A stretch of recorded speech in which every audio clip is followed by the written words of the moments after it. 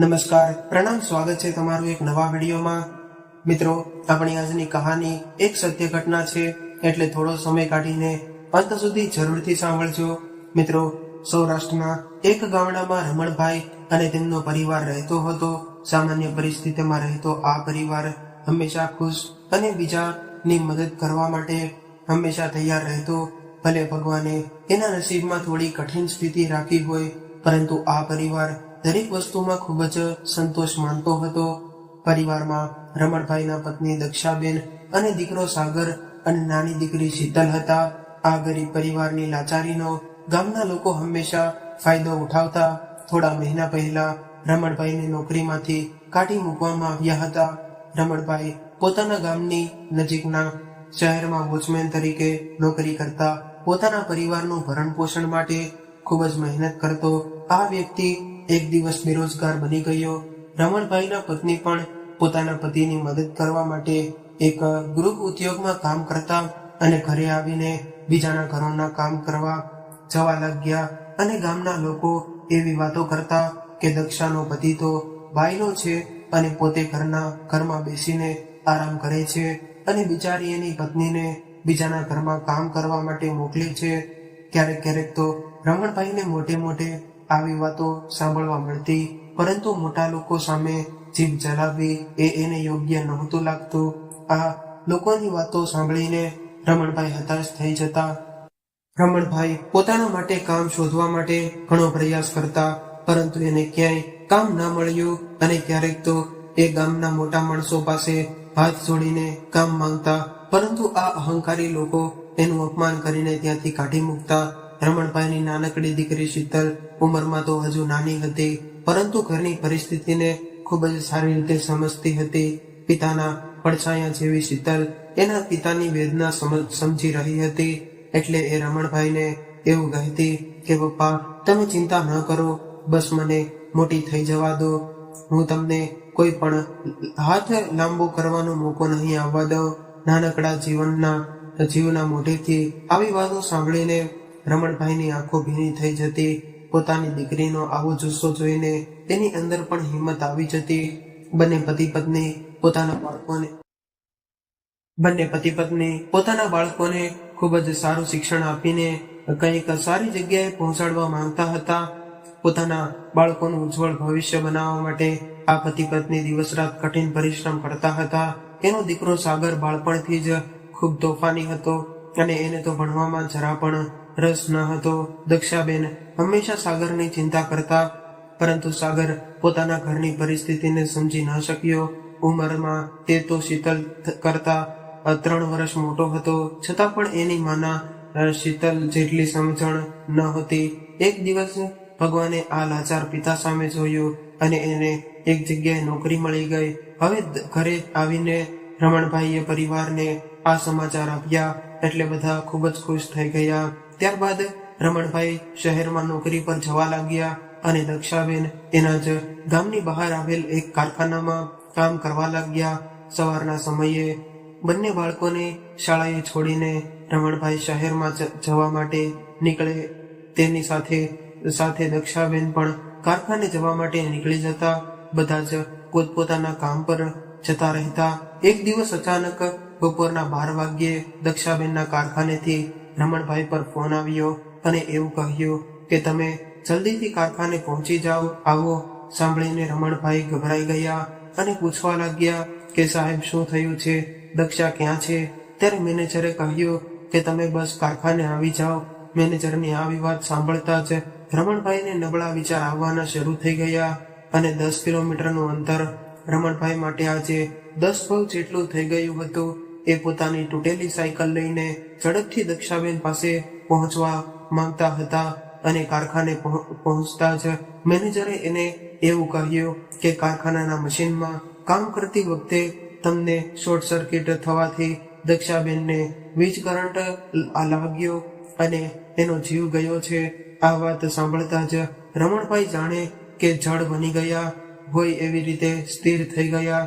10 વર્ષની શીતલ અને 13 વર્ષનો સાગર, બંને બાળકો એ આજે પોતાની માતાની છત્રછાયા ગુમાવી હતી। અને પોતાની ગરીબ પરિસ્થિતિ સામે લડી રહેલો આ પરિવાર હવે એક આધાર વગરનો થઈ ગયો હતો. રમણભાઈની અંદર તો જરા પણ હિંમત ન હતી કે એ દક્ષાબેન વગર પોતાના ઘર અથવા તો પોતાના બાળકને સંભાળી શકે. મા વગરની જિંદગી તો જાણે માર્ગદર્શન વગરના પડતર જેવી હોય છે. એક પિતા માટે પોતાના બાળકોને એની મા વગર ઉછેરીને મોટા કરવા એ ખૂબ જ અઘરું કામ હોય છે. શીતલ ઉંમરમાં નાની હતી એટલે એને પોતાના માતા પિતા સાથે રહેવાની આદત હતી અને એ અવારનવાર રમણભાઈ પાસે એની માતાની વાતો કર્યા કરતી. નાનકડી ઉંમરમાં એ જાણતી હતી કે મારા માતા પિતા પોતાનું હૃદય કઠણ કરીને અને અમને મોટા કરી રહ્યા છે, એટલે જ એ ક્યારેય વડીલો જેવી વાતો કરી દેતી અને એવું કહેતી કે પપ્પા તમે એકલા નથી હો, તમારી દીકરી તમારી સાથે છે. દીકરીની વાત સાંભળીને રમણભાઈ એને ભેટી જતા અને એવું કહેતા કે બેટા હું ભાગ્યશાળી છું કે મને તારા જેવી દીકરી મળી છે. આવી રીતે ધીરે ધીરે સમય વીતવા લાગ્યો અને જોત જોતામાં શીતલ અને સાગર બંને મોટા થઈ ગયા. રમણભાઈના કઠોર પરિશ્રમનું પરિણામ હવે આવ્યું હતું. સાગર હવે બેંકમાં નોકરી કરતો હતો અને શીતલ પણ પોતાના અભ્યાસ સાથે નોકરી કરીને પિતાને ટેકો કરી રહી હતી. રમણભાઈના બંને બાળકોમાં જમીન આસમાન જેટલું અંતર હતું. સાગર નાની નાની વસ્તુઓમાં ગુસ્સો કરતો, પરંતુ શીતલ ખૂબ જ સમજદાર અને સંસ્કારી છોકરી હતી. ગરીબ મા બાપ ઘરે મોટી થયેલી શીતલને ભગવાને ખોબા ભરી ભરીને રૂપ આપ્યું હતું. થોડા સમય બાદ સાગરની ઓફિસમાં નોકરી કરી રહેલી સારિકા સાથે સાગરના લગ્ન નક્કી થયા. આ બંને એકબીજાને ખૂબ જ પસંદ કરતા હતા અને સારિકા પૈસાવાળા બાપની દીકરી હતી. એ એના પિતાની એકનું એક જ સંતાન હોવાથી એના પિતાએ સાગર સાથે એના લગ્ન કરવા માટે હા પાડી દીધી. સાગરનું ઘર મધ્યમ વર્ગનું હતું. સામે એની પત્ની સારિકા બંગલામાં રહેવા વાળી હતી. પિતાના અઢળક પૈસામાં મોટી થયેલી આ અહંકારી સારિકા રમણભાઈના ઘરમાં તો જાણે કે ઝઘડાના પોટલા ભરીને આવી હોય એવું લાગતું હતું. લગ્ન થયાથી સાથે જ સાગર તો જાણે પૂરેપૂરો સારિકાની મુઠ્ઠીમાં આવી ગયો હોય એવી રીતે રહેવા લાગ્યો.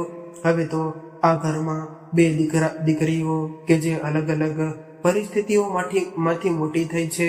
એક સારિકા છે કે જેણે પોતાના પિતાના ઘરે ખૂબ જ સુખ સુવિધા વાળી જિંદગી જીવી છે અને એક શીતલ છે જેણે પિતાની ઝૂંપડીમાં રહીને પણ એક સંતોષભરી જિંદગી જીવી છે.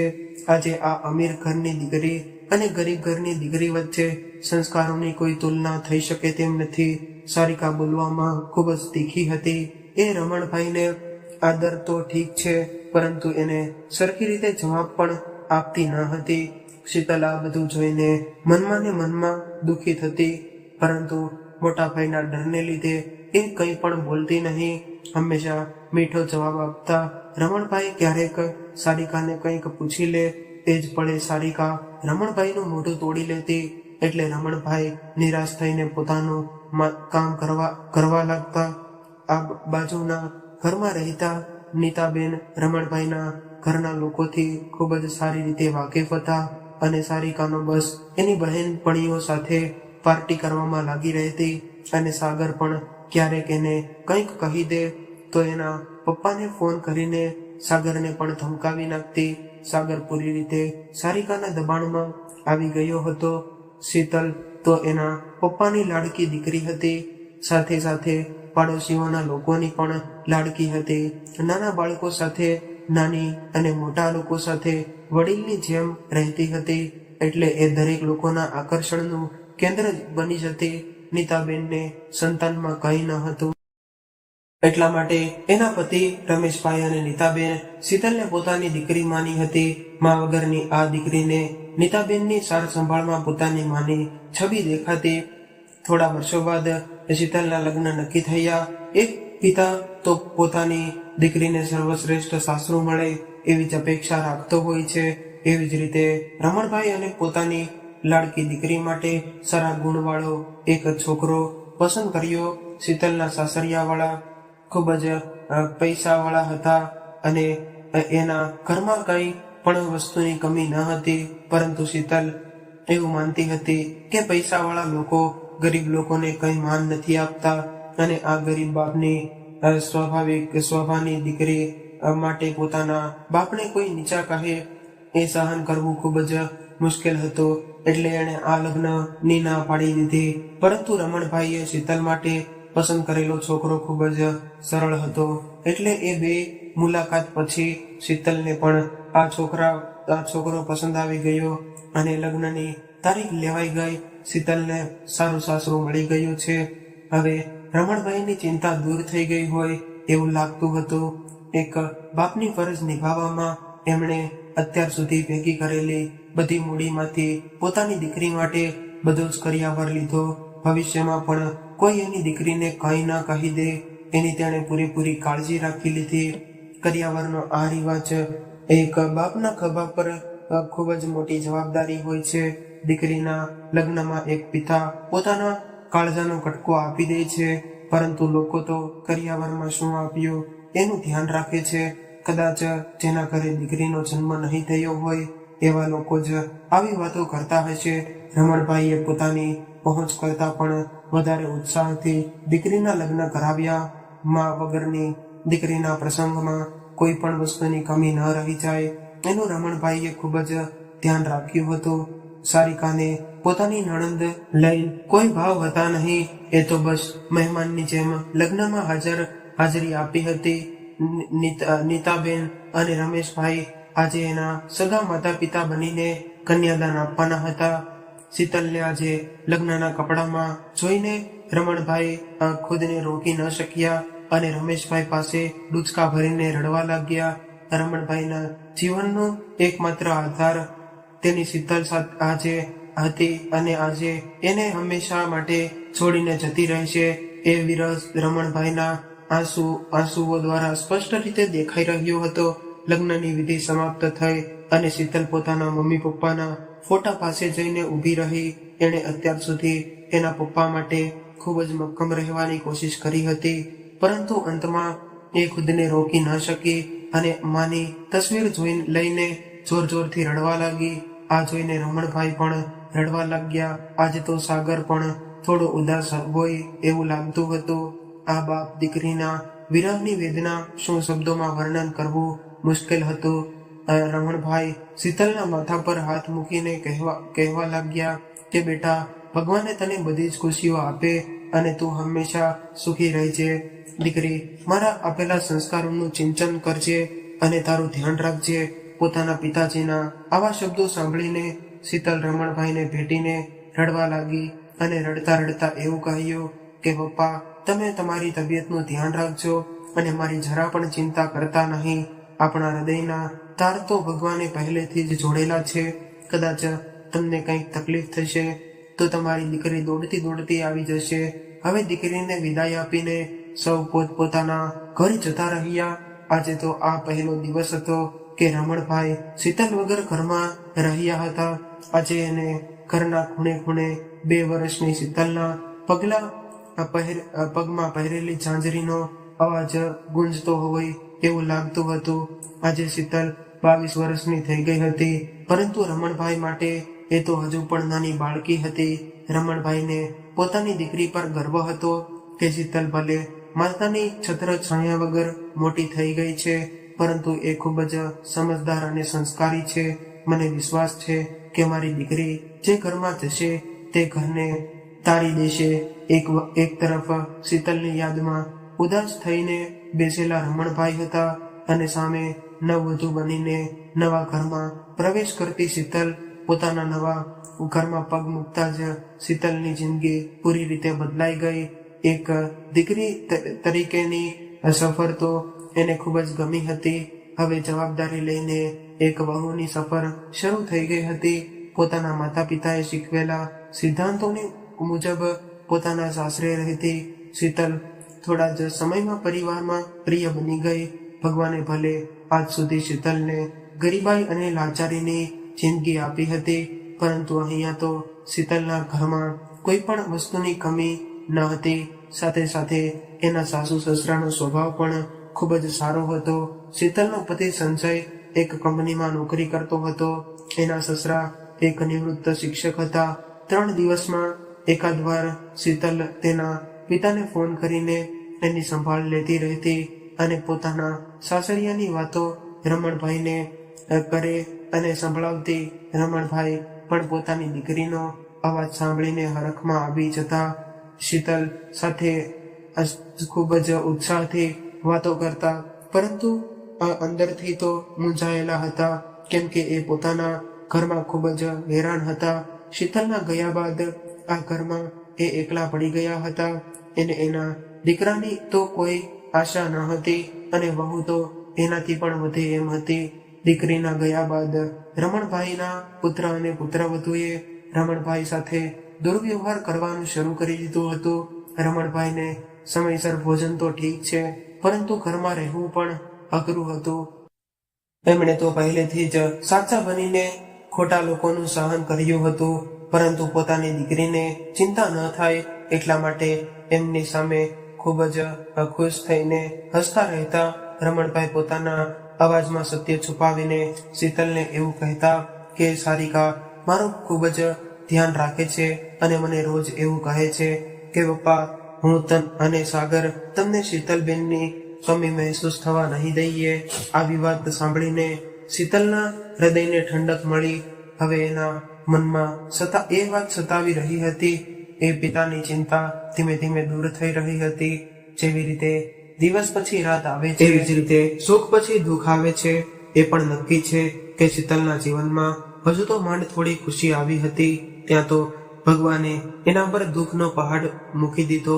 એના લગ્નને 6 મહિના થયા હતા અને ઘરે આવતા સમયે કાર એક્સિડન્ટમાં શીતલના પતિનું અવસાન થયું. આ ઘટનાને શીતલની જિંદગીએ વિધવા બની ગઈ અને પતિના ગયા પછી તો એના સાસરિયામાં રહેવું એના માટે અઘરું થઈ ગયું હતું. એના પતિના અવસાનમાં શીતલનો કોઈ દોષ હતો નહીં અને એના શીતલને મનહૂસ ગણીને પોતાના દીકરાના મૃત્યુ માટે જવાબદાર ગણતા હતા. હવે તો એના સાસુ સસરાનો વ્યવહાર પણ બદલી ગયો હતો. એના સાસુ એને ન કહેવાના વેણ કહીને દુઃખી કરતા અને નાની નાની વાતોમાં એના માતા પિતાને પણ અપશબ્દો કહીને અપમાનિત કરવા લાગ્યા. એક દિવસ ઘરના કામમાં શીતલ એટલી બધી વ્યસ્ત હતી કે આજે એના પિતાનો જન્મદિવસ હતો એ પણ ભૂલી ગઈ હતી. બપોરના સમયે કામમાંથી નવરી થઈ અને પિતાને જન્મદિવસની શુભેચ્છા આપવા માટે ફોન લગાવ્યો અને શુભેચ્છા આપી. શીતલ એના પિતા સાથે ફોનમાં વાત કરીતી હતી. એ જ સમયે એના સાસુ એની સામે આવીને ઊભા રહ્યા અને એના હાથમાંથી ફોન આંચકી લીધો. ત્યારે શીતલ ગભરાતા અવાજે બોલી કે મમ્મી, મારા પપ્પાનો ફોન છે, મને 2 મિનિટ વાત કરી લેવા દો. ત્યારે શીતલના સાસુ ગુસ્સાભરી નજરે શીતલ સામે જોઈને કહેવા લાગ્યા કે તમને બાપ દીકરીને એકબીજા સાથે ફોનમાં વાત કરવા સિવાય બીજું કઈ કામ છે કે નહીં? શીતલના સાસુની આવી વાત સાંભળતા જ રમણભાઈ ના ચહેરા પરના ભાવ બદલાઈ ગયા. એક પળ માટે તો એને સમજાયું નહીં કે પોતાની દીકરી સાથે પતિને ખોઈને વિધવા થયેલી દીકરી પ્રત્યે એને ખૂબ લાગણી હતી અને એના સાસુનો આવો વ્યવહાર રમણભાઈને ચિંતા કરાવી રહ્યો હતો. ત્યારે શીતલે એના સાસુમાને હાથ જોડીને એના હાથમાંથી ફોન લીધો અને વાતને જોડતા એવું કહ્યું કે હા પપ્પા, મારે આજે તમને ફોન કરવાનો મોડું થઈ ગયું છે, એટલા માટે મારા સાસુ મને ખીજાઈ રહ્યા છે કે સવારથી હું કામમાં એટલી વ્યસ્ત હતી કે તમારો જન્મદિવસ પણ ભૂલી ગઈ હતી. એટલે મારા સાસુ એવું કહે છે કે આમ તો તું તારા પપ્પા સાથે કેટલી વાતો કરે છે, પણ આજે કેમ ભૂલી ગઈ? આ બાજુ રમણભાઈ સમજી ગયા હતા, પરંતુ દીકરીને ઓછું ન આવે એટલા માટે એની હામાં હા કરીને કહેવા લાગ્યા કે કઈ વાંધો નહીં બેટા, તું જલ્દીથી અમને મળવા આવજે, હું તારી રાહ જોઉં છું. આટલું કહીને બાપ દીકરીએ પોતાની વાત પૂરી કરી. શીતલના સાસુના આ તને રાતના પાણીએ રડાવતા હતા અને રમણભાઈ પણ તેની પુત્રવધુની પરેશાન હતા. બંને બાપ દીકરી એકબીજાનું દુઃખ એકબીજાથી છુપાવીને રાખતા હતા. એક દિવસ સવારે સારિકાએ પોતાની બધી જ સીમા ઓળંગી દીધી અને સાગરને ખોટી વાતોમાં ચડાવીને રમણભાઈને ઘરમાંથી કાઢી મૂકવા માટે તૈયાર કરી દીધા. સારિકા, હવે લાગી કે હું રોજ તમારા બાપના ઠસરણા કરવા માટે નવરી નથી. સવારે ઉઠતાની સાથે જ એને ચા પીવાની આદત છે. હું મારા કામમાં પડી હોઉં છું અને એ આખો દિવસ ઘરમાં પડ્યા રહે છે અને કારણ વગરના સલાહ આપતા રહે છે. મારા કામમાં મદદની વાત તો દૂર રહી, પરંતુ ખોટી શિખામણ આપીને મને પરેશાન કરતા રહે છે. રૂમના બારના પાછળ ઉભેલા રમણભાઈ સારિકાની આ બધી વાતો સાંભળીને વિચારવા લાગ્યા કે આજ સુધી મેં વહુને એક પણ શબ્દ કહ્યો નથી. આજે રમણભાઈને એના પત્નીની ખૂબ જ યાદ આવી રહી હતી અને એની આંખોમાંથી બોર જવડા આંસુ વહેવા લાગ્યા હતા. જેમ તેમ કરીને પોતાની જાતને સંભાળીને એક બહારના રૂમ તરફ આગળ વધ્યા અને રમણભાઈના પગ હવે પોતાના જ ઘરમાં એટલા બધા ભારે થઈ ગયા હતા કે પુત્રવધૂના મોઢામાંથી નીકળેલા શબ્દ એના પગને ઘરની બહાર નીકળવા માટે મજબૂર કરવા લાગ્યા હતા. પરંતુ પોતાના દીકરાને સમાજનું લાંછન ન લાગે એટલા માટે એના ઘરની ખુશી માટે એમણે પોતે જ નિર્ણય લીધો અને સારિકા પાસે જઈને એવું કહ્યું કે વહુ બેટા, તમારે મારી ચિંતા કરવાની કોઈ જરૂર નથી.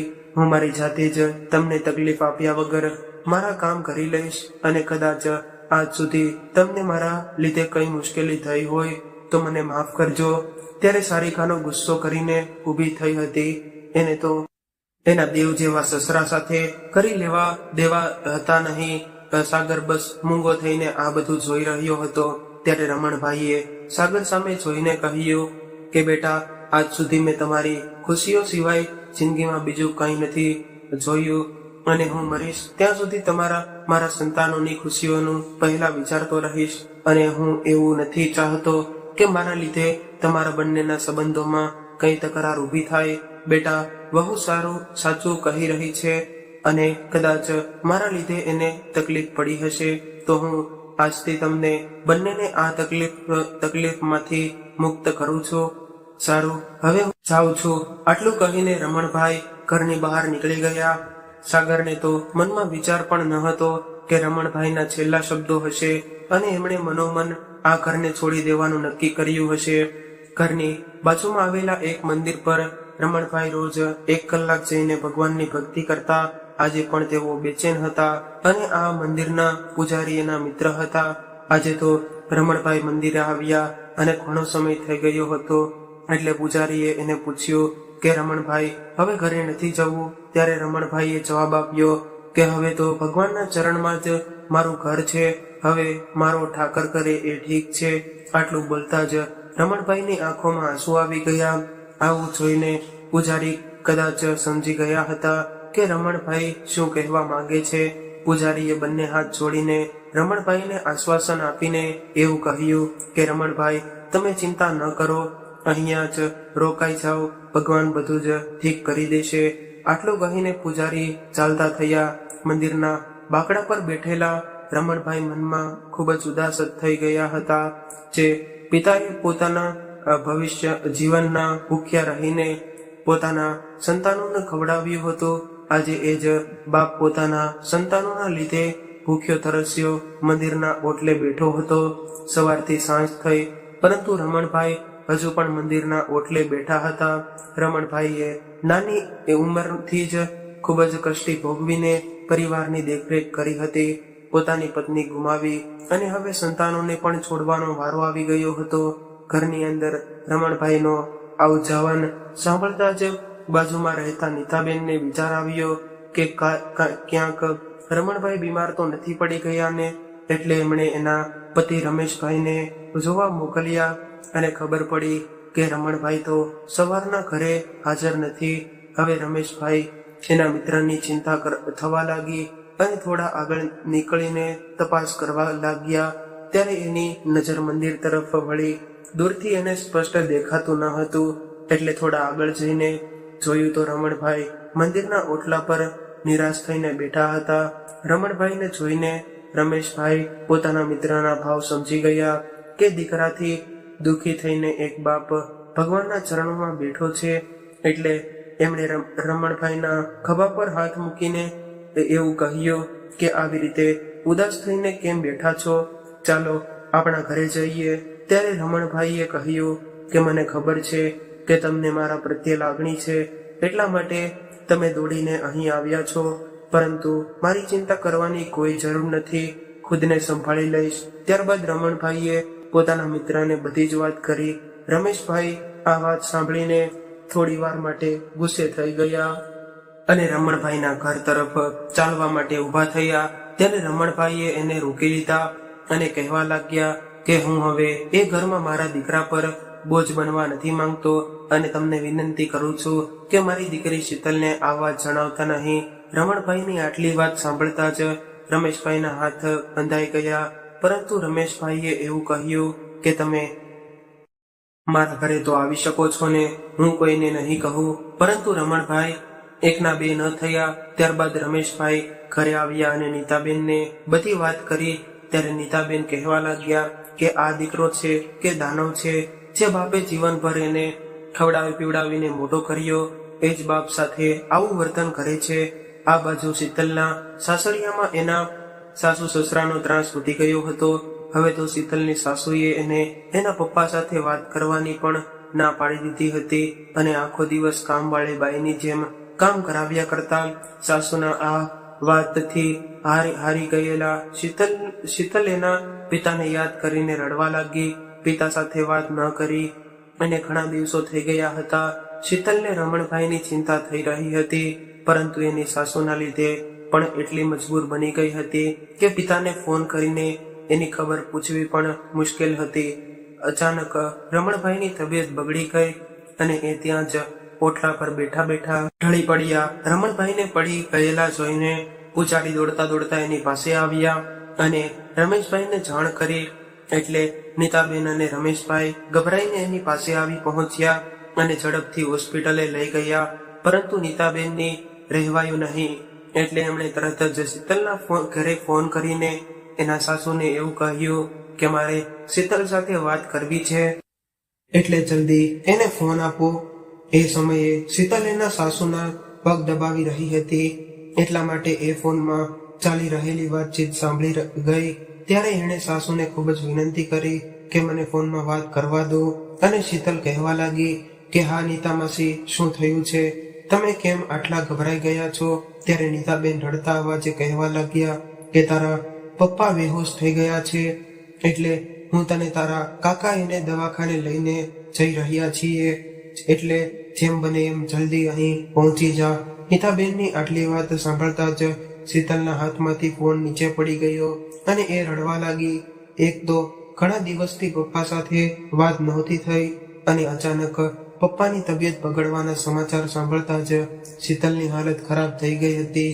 હવે તો એણે હિંમત હારીને પોતાના સાસુની વિરુદ્ધ જઈને પોતાના પિતા સાથે પહોંચવાનું નક્કી કરી લીધું. ઘરની હોસ્પિટલ વચ્ચેના અંતરમાં શીતલનો જીવ ખૂબ જ મૂંઝાઈ રહ્યો હતો.